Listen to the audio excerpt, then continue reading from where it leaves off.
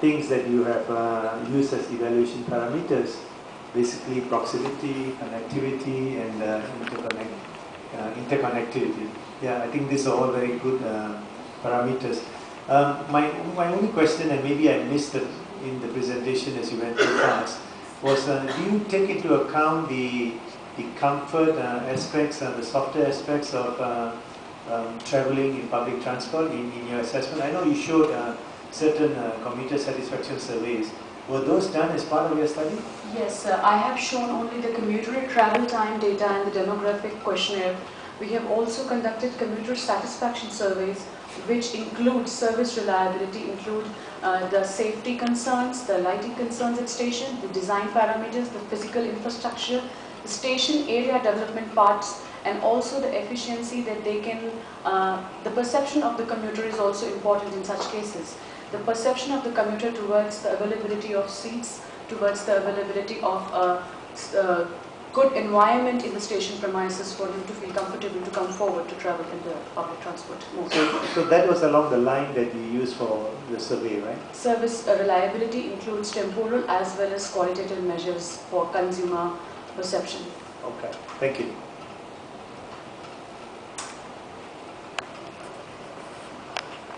Thank you. It's a very good presentation. It's a very informative result.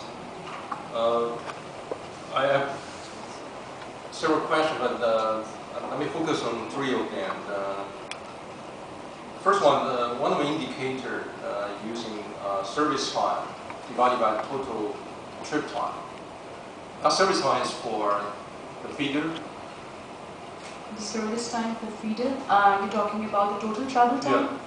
Yes, total travel time would include the in one trip, if a person is spending like per se X time in public transit and X time in private transit. Okay. So those are the two. And how about the service time? I didn't get it. Can I please get the slides on, please? Your last indicator RI. RI, the running index. Yeah, service time divided by yes. total This is trip the service time you have in the station from the moment you enter the station premises to the queuing for you getting the ticket. Then you get the security baggage check and everything, and then you move towards your platform, and it's that service time that the station authorities take. Good, okay. So that related to my first question. You mentioned the 24% impact. Yes, sir. That's the penalty impact. Yes. So any sensitivity analysis you have conducted, what most important part contribute to that 24%? That's the first question. Another one, I think what you develop become a very good tool to analyze those improvement alternatives. Okay, so you use, by using this tool, you can analyze those improvement strategy and see what would have the quantitative result on the model split. I'm wondering if you have such further research work or analysis. We will be doing this analysis on a statistical toolkit, which would be analyzing the efficiency of homogeneous units with multiple inputs and single output. Like the name of the toolkit would be data envelopment analysis. We will be working on this, but this part hasn't yet started. It would be incorporating various inputs, like what are the station platforms available, what are the routes available, what is the frequencies available, then how much convenience to passengers.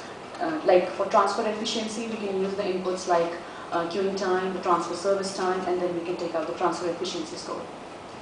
And penalty time question I would like to address. 24% of the penalty time can be reduced through many, the major part of the penalty time goes in the transfer areas, because this is the area where we take the total wait time and the total transfer time. This is the summation of the wait time on platforms where a passenger is waiting and the transfer time. So this is a question of within the station premises.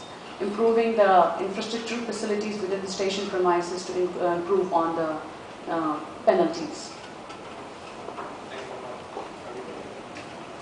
See, your topic is really good, but I have a few questions on that. For example, this performance evaluation or efficiency assessment is based on your sample survey. Yes, sir.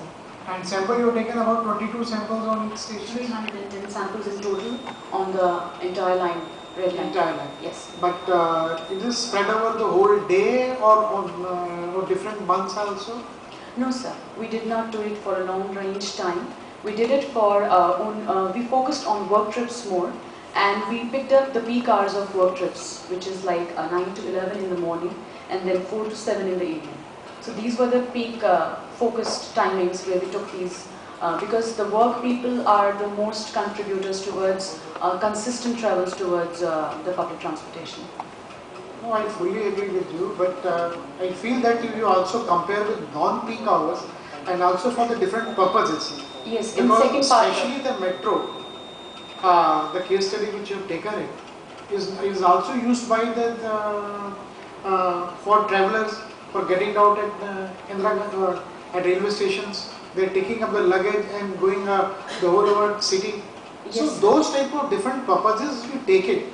So it may be possible that we can have a certain type of guidelines also.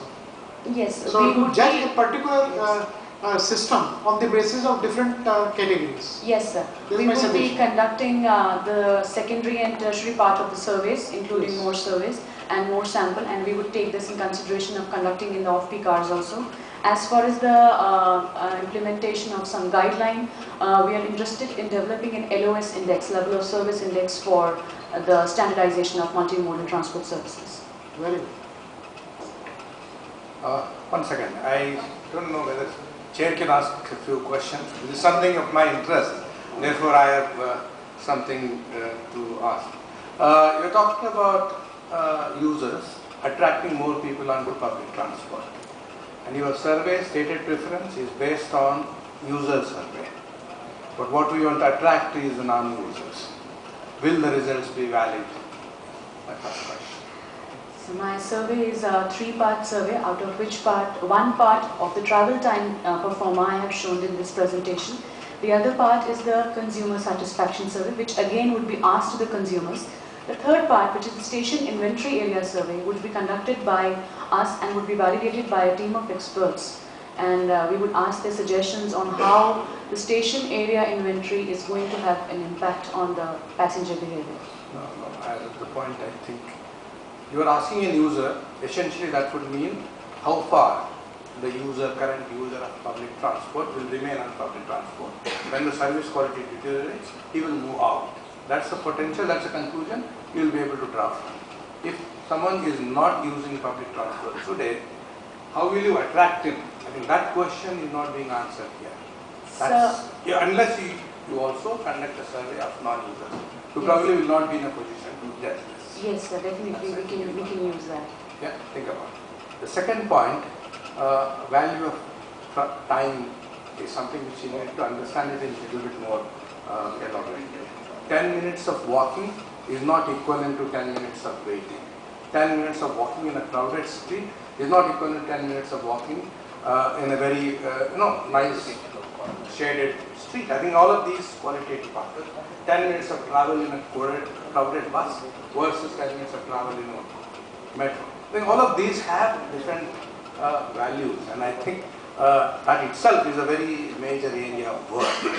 Whether you are getting into all of that or you are taking the LOS and other values which are already listed These were the operational parameters. When we will be conducting the station inventory, station area development part of our thesis, we will be concentrating on having proper sidewalks, at least, if not in case of India's separate bicycle tracks, at least proper sidewalks for 500 meters of the station areas.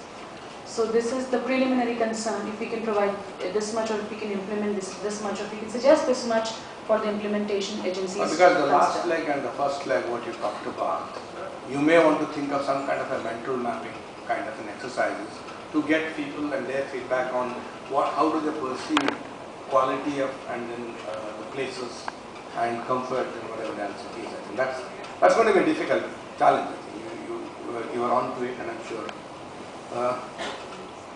There are three parts there: users and operators and the society.